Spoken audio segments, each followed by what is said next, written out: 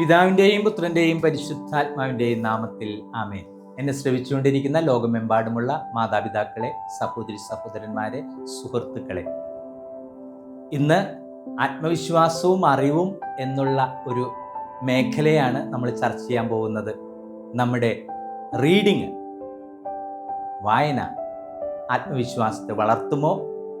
ആത്മവിശ്വാസത്തെ അത് ത്വരിതപ്പെടുത്തുമോ എന്നുള്ളൊരു ചർച്ചയിലേക്കാണ് നിങ്ങൾ ഓരോരുത്തരെയും ഞാൻ ക്ഷണിക്കുന്നത്.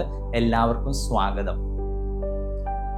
കമ്പ്യൂട്ടറും ഇൻ്റർനെറ്റും ഒക്കെ നമ്മളുടെ അറിവിൻ്റെ മേഖലയെ കടന്നു കയറിയതോടെ വായനാശീലം അങ്ങ് പൊതുവെ മാറിക്കൊണ്ടിരിക്കുകയാണ്. നമുക്കറിയാം, അനുദിന ജീവിതത്തിൽ, കുടുംബങ്ങളിൽ, നമ്മുടെ അയൽവക്കങ്ങളിൽ, നമ്മുടെ പ്രദേശങ്ങളിൽ, നമ്മുടെ ജില്ലകളിൽ, നമ്മുടെ സംസ്ഥാനങ്ങളിൽ, എന്തിന് നമ്മുടെ ലോകത്ത് നടക്കുന്ന കാര്യങ്ങളൊക്കെ നമുക്ക് മുമ്പിൽ കൊണ്ടുവരുന്ന ഒന്നാണ് ന്യൂസ് പേപ്പർ. ഇന്ന് ന്യൂസ് പേപ്പറൊക്കെ അങ്ങ് തഴയപ്പെടുന്ന ഒരു കാലഘട്ടത്തിലാണ് നമ്മളൊക്കെ ജീവിക്കുന്നത്. നമുക്കറിയാം, ന്യൂസ് പേപ്പർ മുഴുവനും വായിക്കാനൊന്നും നമുക്ക് സാധിക്കില്ല. 6-7 പേജുകൾ അല്ലെങ്കിൽ അതിൽ കൂടുതൽ പേജുകളൊന്നും. പക്ഷേ അതിലൂടെയൊക്കെ നമുക്ക് ഒന്ന് കണ്ണോടിച്ചു പോകാനായിട്ട് സാധിച്ചാൽ, എന്തിന്? പരസ്യങ്ങൾ, അതുമാത്രം പരസ്യങ്ങളാണ് ഇന്ന് ന്യൂസ് പേപ്പറിലൊക്കെ കാണുന്നത്. എന്തുകൊണ്ടാണ് ഈ പരസ്യങ്ങൾ? എന്താണ് ഈ പരസ്യങ്ങൾ? എങ്ങനെയാണ് ഈ പരസ്യങ്ങൾ എന്നൊക്കെ ഒന്ന് മനസ്സിലാക്കുമ്പോൾ നമുക്ക് നമ്മുടെ ഈ യുഗത്തെ, ഇന്നിനെ കുറിച്ച് മനസ്സിലാക്കുവാനായിട്ട് ഒരുപാട് സാധിക്കും. നമ്മൾ ഇന്ന് ന്യൂസ് പേപ്പർ വായിക്കുന്നവരാണെങ്കിൽ കുറച്ച് കാര്യങ്ങളായിരിക്കും നമ്മൾ വായിക്കുന്നുള്ളൂ. അതുപോലെ നമ്മുടെ സമൂഹത്തിലേക്ക്, അല്ലെങ്കിൽ ജോലിയുടെ മേഖലകളിലേക്ക്, അല്ലെങ്കിൽ കോവർക്കേഴ്സിലേക്ക്, അല്ലെങ്കിൽ കുടുംബത്തിലേക്ക് കടന്നു വരുമ്പോൾ ഒരുപക്ഷെ അതിന് വിശദീകരണങ്ങൾ മറ്റുള്ളവരും വായിച്ചിട്ടുണ്ടാകാം. നമ്മുടെ ന്യൂസ് പേപ്പറിൽ അനുദിന ജീവിതത്തിൽ നമ്മുടെ കുടുംബങ്ങളിൽ നടക്കുന്ന കാര്യങ്ങൾ, നമ്മുടെ ചുറ്റുപാടുകളിൽ നടക്കുന്ന കാര്യങ്ങൾ, നമ്മുടെ ജില്ലകളിൽ നടക്കുന്ന കാര്യങ്ങൾ, ഇതൊക്കെ നമുക്കൊന്ന് പരസ്പരം ചർച്ച ചെയ്യാനായിട്ട്, നമുക്കൊന്ന് മനസ്സിലാക്കാനായിട്ട് എന്തുമാത്രം വാർത്തകളാണ് ഓരോ ദിവസവും ഈ ന്യൂസ് പേപ്പറുകൾ നമുക്ക് മുമ്പിൽ കൊണ്ടുവരിക.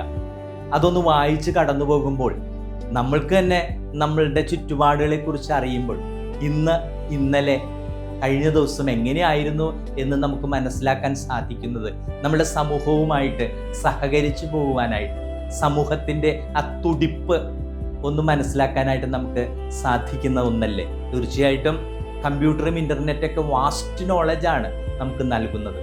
പക്ഷേ അത് ഓരോ ദിവസത്തെ അപ്ഡേറ്റ് ചെയ്യുന്നത് എന്താണ്? നമ്മുടെ അനുദിന വായനകളല്ലേ. അപ്പം അനുദിന വായനകളുടെ പ്രാധാന്യത്തെക്കുറിച്ച് നമ്മളെല്ലാവരും മനസ്സിലാക്കേണ്ടതാണ്. നമ്മുടെ ആത്മവിശ്വാസത്തെ അത് ഒരുപാട് ഉയർത്തുന്നുണ്ട്. അപ്പം ഒരു 5 ദിവസം മുമ്പ് നടന്ന കാര്യങ്ങൾ പോലെയല്ല ഇന്നത്തെ ദിവസം. ഓരോ ദിവസവും, ഓരോ നിമിഷവും നമ്മുടെ ലോകം നമ്മൾ തന്നെ മാറിക്കൊണ്ടിരിക്കുകയാണ്. അപ്പം ആ മാറ്റങ്ങളെക്കുറിച്ച് നമുക്കറിയുവാനായിട്ട് നമ്മുടെ അനുദിനം നമുക്ക് കൊണ്ടുവരുന്ന വാർത്താ പത്രങ്ങൾ ഒരുപാട് നമ്മെ സഹായിക്കും. വായിക്കുന്നവരെപ്പോഴും നമുക്കറിയാം, ഇന്ന് ലേറ്റസ്റ്റ് ആയിട്ടുള്ള ന്യൂസുകളൊക്കെ കൊണ്ടുവരുന്ന മാഗസിൻസ് ഉണ്ട്. അതൊക്കെ നമ്മൾ ഒത്തിരി വായിക്കേണ്ടവരാണ്. ഒരു വർഷം ഒരു വ്യക്തിയെ സംബന്ധിച്ചിടത്തോളം 10 മുതൽ 12 വരെയുള്ള പുസ്തകങ്ങൾ വായിച്ചിരിക്കണം എന്നുള്ളതാണ്. നമ്മുടെ വായനയിൽ എന്തൊക്കെ ഉൾപ്പെടുത്തണം എന്ന് ചോദിച്ചാൽ, നമ്മളെ സന്തോഷിപ്പിക്കുന്ന കാര്യങ്ങൾ ശരിക്കും നമ്മൾ ഉൾപ്പെടുത്തണം. അതുപോലെ നമ്മുടെ പേഴ്സണൽ, നമ്മുടെ വ്യക്തിപരമായിട്ടുള്ള വളർച്ചയ്ക്ക് നമ്മെ സഹായിക്കുന്ന കാര്യങ്ങൾ നമ്മൾ ഉൾപ്പെടുത്തണം. അതുപോലെ നമ്മളുടെ പേഴ്സണൽ ഇംപ്രൂവ്മെൻറ്റിന്, നമുക്കറിയാം ഇന്ന് മനഃശാസ്ത്രമൊക്കെ അങ്ങ് വളർന്നു വലുതായിക്കൊണ്ടിരിക്കുകയാണ്. അപ്പം നമ്മുടെ പേഴ്സണലായിട്ടുള്ള എന്നെ തന്നെ മനസ്സിലാക്കാനായിട്ട് സാധിച്ചാൽ, നമ്മൾ പേഴ്സണാലിറ്റിയെക്കുറിച്ചും പേഴ്സണാലിറ്റി ഡിസോർഡറിനെ കുറിച്ചൊക്കെ ക്ലാസ് എടുത്തപ്പോൾ ഏറ്റവും പ്രധാനപ്പെട്ട ആയിട്ട് പറഞ്ഞൊരു കാര്യമാണ്, ഞാൻ എന്നെ എത്രത്തോളം മനസ്സിലാക്കി എന്നുള്ളതാണ് മറ്റുള്ളവരെ എനിക്ക് മനസ്സിലാക്കാനായിട്ടുള്ള ഒരു സോഴ്സ്.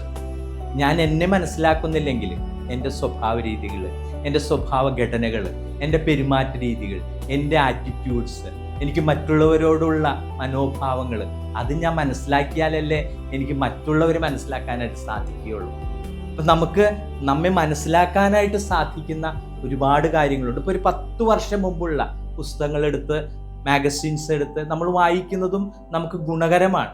10 വർഷത്തിന് മുമ്പുള്ള മനോഭാവങ്ങളും ഇന്നത്തെ എൻ്റെ മനോഭാവങ്ങളും ഇന്നത്തെ യുഗത്തിൻ്റെ മനോഭാവങ്ങളും നമുക്ക് മനസ്സിലാക്കുമ്പോൾ നമുക്ക് സാഹചര്യങ്ങളെ മനസ്സിലാക്കാനായിട്ട് സാധിക്കും. 10 വർഷം മുമ്പ് ഞാൻ ഇങ്ങനെയായിരുന്നു എന്ന്, അല്ലെങ്കിൽ നമ്മുടെ യുഗം നമ്മുടെ തലമുറ ഇങ്ങനെയായിരുന്നു എന്ന് വായിക്കാനായിട്ട് നമുക്ക് സാധിക്കുമ്പോൾ, ഇന്നത്തെ വായനകളും കൂടി ഒന്ന് തട്ടിച്ചു നോക്കുമ്പോൾ ഒരുപാട് കാര്യങ്ങൾ നമുക്ക് മനസ്സിലാക്കാനായിട്ട് സാധിക്കും. അതുകൊണ്ട് നമ്മുടെ ആത്മവിശ്വാസത്തെ വളർത്തുന്നതിന് വായന വളരെ പ്രധാനപ്പെട്ടതാണ്. എന്നും കുറച്ചു നേരമെങ്കിലും നമ്മുടെ പത്രങ്ങൾ കൊണ്ടുവരുന്ന വാർത്തകൾ, അത് വ്യാജമായിരിക്കാം, അല്ലെങ്കിൽ ശരിയായിട്ടുള്ളവയായിരിക്കാം, അതില്ലെങ്കിൽ കൂട്ടിച്ചേർത്തിട്ടുണ്ടാവാം, അല്ലെങ്കിൽ കൂട്ടിയിട്ട്, ഇതൊക്കെ സംഭവിക്കാവുന്നതാണ്. പക്ഷെ നമ്മൾ വായിക്കുമ്പോൾ നമ്മളുടെ അനുദിന വായനയിലൂടെ, അനുദിന അറിവിലൂടെ യാഥാർത്ഥ്യങ്ങൾ എപ്പോഴും നമുക്ക് മനസ്സിലാക്കാനായിട്ട് സാധിക്കും. ഒരുപക്ഷെ ഇന്ന് വായിച്ചിട്ട് പിന്നെ അടുത്ത വർഷമാണ് വായിക്കെങ്കിൽ ആ യാഥാർത്ഥ്യങ്ങൾ, ഇപ്പം ഏതെങ്കിലും ഒരു ലേഖകൻ അല്ലെങ്കിൽ ഏതെങ്കിലും ഒരു പത്രം, ഏതെങ്കിലും ഒരു റിപ്പോർട്ടർ അനുദിനം കൊണ്ടുവരുന്ന കാര്യങ്ങൾ, മറ്റു റിപ്പോർട്ടേഴ്സ് കൊണ്ടുവരുന്ന കാര്യങ്ങൾ, ഇതൊക്കെ തട്ടിച്ചു നോക്കുമ്പോൾ നമുക്ക് നമ്മുടെ ബുദ്ധിക്ക് അനുസരിച്ച്, ഇത് പലരായിട്ട് നമ്മൾ ചർച്ച ചെയ്യുകയാണല്ലോ, ശരിക്കും അന്നന്നത്തെ വാർത്തകളെല്ലാം ചർച്ചയ്ക്ക് വരണം. നമ്മുടെ ഓഫീസുകളിൽ, നമ്മുടെ കുടുംബങ്ങളിൽ, നമ്മുടെ വിദ്യാലയങ്ങളിൽ, അതുപോലെ നമ്മൾ ആയിരിക്കുന്ന ഇടങ്ങളെല്ലാം കൂടി എൻവയൺമെന്റ് എന്നാണല്ലോ നമ്മൾ പറയുന്നത്. അവിടെ നമ്മൾക്ക് ഈ കാര്യങ്ങളൊക്കെ ചർച്ചയ്ക്ക് വരണം. അപ്പോൾ പല പല സ്വരങ്ങൾ, അല്ലെങ്കിൽ പല അഭിപ്രായങ്ങൾ, പല ചിന്തകൾ ഒരുമിച്ച് വരുമ്പോൾ നമുക്ക് യാഥാർത്ഥ്യങ്ങളിലേക്ക് കടന്നു വരുവാനായിട്ട് സാധിക്കും. അതുകൊണ്ടാണ് നമുക്കറിയാം, ന്യൂസ് പേപ്പർ ഇല്ലാതെ ഒരു ദിവസം തുടങ്ങുന്നത് വളരെ വിഷമകരമായിട്ടുള്ള കുറേ ജനങ്ങളുണ്ടായിരുന്നു. ഒരു കാപ്പി കുടിക്കുന്നതിനേക്കാൾ, ബ്രേക്ക്ഫാസ്റ്റ് കഴിക്കുന്നതിനേക്കാൾ പ്രധാനപ്പെട്ടതാണ് ന്യൂസ് പേപ്പർ വായിക്കുന്നത് എന്ന് ചിന്തിക്കുന്ന ഒരുപാട് പേരുണ്ട്. ഇന്നും നമുക്ക് ബസ്സുകളിലൊക്കെ പോയാൽ കാണാൻ പറ്റും. വേഗം ബസ്സിൽ കയറിയിട്ട് ഒരു സീറ്റ് കണ്ടെത്തുകയാണ് അവരുടെ ലക്ഷ്യം, മോർണിംഗിൽ, ഈവൻ ആഫ്റ്റർനൂണിൽ. എന്നിട്ട് എന്തിനാണ്? കൊണ്ടുവന്നിരുന്ന പത്രം എടുത്ത് വായിക്കാനാണ്. അതിരാവിലെയൊക്കെ യാത്ര ചെയ്യുമ്പോൾ കണ്ടിട്ടുണ്ടാ, എങ്ങനെയെങ്കിലും സീറ്റ് പിടിക്കാൻ നോക്കുമ്പോൾ നമ്മൾ വിചാരിക്കും ഇയാൾക്ക് എന്തിനാണ് സീറ്റ് എന്ന് ചിന്തിക്കും. പക്ഷെ എന്തിനാണ്? അയാൾക്ക് വല്ലോണം ഇരുന്നിട്ട് ഈ പത്രം ഒന്ന് വായിച്ചു തീർക്കാൻ വേണ്ടിയാണ്. അപ്പൊ പത്രത്തെ, അറിവിനെ അത്രയധികം സ്നേഹിക്കുന്ന, വായനയെ അത്രയധികം സ്നേഹിക്കുന്ന ഒരുപാട് പേരുണ്ട്. നമുക്കറിയാം, പത്രങ്ങളൊക്കെ വിൽക്കുന്ന ബസ് സ്റ്റാൻഡുകളിലൊക്കെ ചെന്ന് കഴിഞ്ഞാൽ എല്ലാവരും പത്രം മേടിക്കാനായിട്ടുള്ള തിരക്കിലാണ്. തിരക്കെന്തിനാണ്? ഇത് വല്ലോണം കഴിഞ്ഞ ദിവസം വരെ എന്ത് സംഭവിച്ചു എന്ന് അറിയാനായിട്ടുള്ള ജിജ്ഞാസ. പലരുടെയും ചർച്ചാ വിഷയം തന്നെ ഈ വാർത്തകളിലൂടെ കടന്നുപോയ സംഭവങ്ങളാണ്.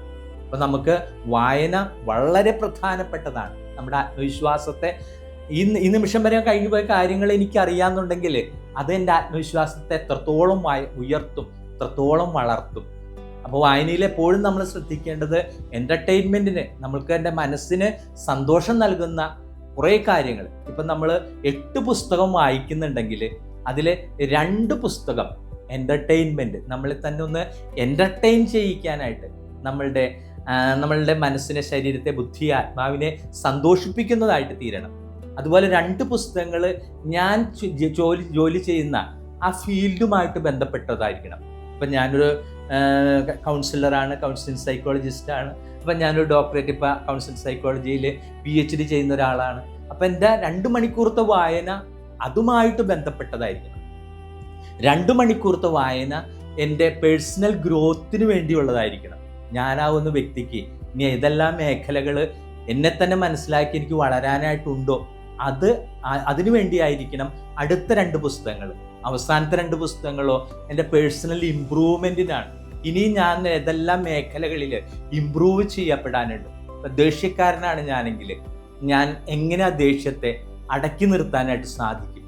അപ്പോൾ സാഹചര്യങ്ങൾക്കനുസരിച്ച് നമ്മൾ ബിഹേവ് ചെയ്യുന്നവരായിട്ട് തീരുക എന്നുള്ളതാണ്. ഞാൻ പറഞ്ഞു കൊടുക്കും, പെട്ടെന്ന് ദേഷ്യം വന്നു കഴിഞ്ഞാൽ, അല്ലെങ്കിൽ എപ്പോഴും ദേഷ്യം വരുന്നവരോട് ഞാൻ പറഞ്ഞു കൊടുക്കുന്ന 3 കാര്യങ്ങളുണ്ട്. ഒന്നില്ലെങ്കിൽ ആ സ്ഥലത്ത് നിന്ന് സ്കിപ്പാവുക, അല്ലെങ്കിൽ വേറെ എന്തെങ്കിലും ചെയ്തുകൊണ്ടിരിക്കുക, അല്ലെങ്കിൽ മറ്റെന്തിലേക്കെങ്കിലും ശ്രദ്ധ കൊടുക്കുക. അപ്പം നമ്മൾക്ക് ദേഷ്യം വരുമ്പോൾ, അപ്പം ബ്രെയിൻ്റെ വിചാരം ആ സാഹചര്യത്തിൽ ഞാൻ ദേഷ്യപ്പെട്ട് കഴിഞ്ഞാൽ ആ സാഹചര്യം തണുക്കും. ഇത് പല ആവർത്തിയായപ്പോൾ ബ്രെയിൻ ചിന്തിച്ചു വെച്ചേക്കുന്നതാണ്, ഞാൻ ഈ സാഹചര്യത്തെ അതിജീവിക്കണമെങ്കിൽ ഞാൻ ദേഷ്യപ്പെടണം. അപ്പം ദേഷ്യപ്പെടുന്നതുകൊണ്ട് ആ സാഹചര്യം മറ്റുള്ളവരൊക്കെ അങ്ങ് ശാന്തരാകും. ഇതിൽ നിന്ന് വ്യത്യസ്തമായിട്ട് ദേഷ്യമെന്ന സ്വഭാവത്തെ എനിക്ക് അതിജീവിക്കുവാനായിട്ട് എങ്ങനെ സാധിക്കും? അതാണ് പേഴ്സണൽ ഇമ്പ്രൂവ്മെൻറ്റിനും പേഴ്സണൽ ഗ്രോത്തിനും അനുസൃതമായിട്ടുള്ള പുസ്തകങ്ങളൊക്കെ. വെറുതെ നമുക്ക് നെറ്റിലൊന്ന് അടിച്ചു കൊടുത്താൽ മതി. പേഴ്സണൽ ഗ്രോത്ത്, ആങ്കർ, അതുപോലെ കാംനെസ്, എന്ത് പറഞ്ഞാൽ അടിച്ചു കൊടുത്തു കഴിഞ്ഞാൽ 1000 പുസ്തകങ്ങളും 1000 അതിനെക്കുറിച്ചുള്ള ചിന്താധാരകളുമൊക്കെയാണ് നമ്മുടെ സമൂഹം ഇന്ന് നിറച്ചു വച്ചിരിക്കുന്നത്. വായിക്കുന്നവരാവുക, ഏറ്റവും ഉപരി അനുദിന ജീവിതത്തിലേക്ക്, നമ്മുടെ ജീവിതത്തിലേക്ക് കടന്നു വരുന്ന വാർത്തകളെ നമുക്ക് സ്വാംശീകരിക്കാനായിട്ട് കുറച്ച് സമയം കണ്ടെത്തി അതൊന്ന് വായിക്കുവാനായിട്ട്, നമ്മുടെ കുടുംബങ്ങളിൽ, നമ്മുടെ ജോലി സ്ഥലങ്ങളിൽ, നമ്മുടെ യാത്രകളിൽ, നമ്മുടെ എൻവയൺമെൻറ്റിൽ ഇതൊരു ചർച്ചാ വിഷയമാക്കുവാനായിട്ട്, അങ്ങനെ അറിവിനെ മറ്റുള്ളവരിലേക്കും തന്നിലേക്കും എത്തിക്കുവാനായിട്ട് നമുക്ക് മുമ്പിൽ അനുദിനം വരുന്ന എല്ലാ പുസ്തകങ്ങളും, പ്രത്യേകിച്ച് ന്യൂസ് പേപ്പറുകൾ, ലേറ്റസ്റ്റ് മാഗസീൻസ് ഒക്കെ നമ്മൾ മനസ്സിലാക്കി വായിക്കുവാനായിട്ട് കുറച്ച് സമയം നമുക്ക് കണ്ടെത്താനായിട്ട് സാധിക്കും. ഒരു വ്യക്തിയെ സംബന്ധിച്ചിടത്തോളം ഒരു ദിവസം 4 മണിക്കൂറാണ് പഠനത്തിനായിട്ട് അവന് ചെലവഴിക്കാൻ സാധിക്കുക. അത്രയും സമയം അവൻ്റെ ബുദ്ധി ഉണർന്ന് തന്നെ ഇരിക്കും. അപ്പം ഈ 4 മണിക്കൂർ ഇന്ന് നമ്മൾ കുറേ നേരം നെറ്റിലും അതുപോലെ കമ്പ്യൂട്ടറിലൊക്കെ ചെലവഴിക്കുമ്പോൾ അതിൽ നിന്ന് കുറച്ച് സമയമെടുത്ത് പുസ്തകങ്ങൾ വായിക്കുവാനായിട്ട്, ന്യൂസ് പേപ്പറുകൾ വായിക്കുവാനായിട്ട്, അനുദിനം നമുക്ക് മുമ്പിൽ കൊണ്ടുവരുന്ന വാർത്തകൾ വായിക്കാനായിട്ട്, കഴിഞ്ഞ ഒരു എപ്പിസോഡിൽ പറഞ്ഞതുപോലെ നമ്മെ തന്നെ ഓരോ നിമിഷവും അപ്ഡേറ്റ് ആക്കുവായി തീർക്കുവാനായിട്ട് നമുക്ക് പരമാവധി ശ്രമിക്കാം.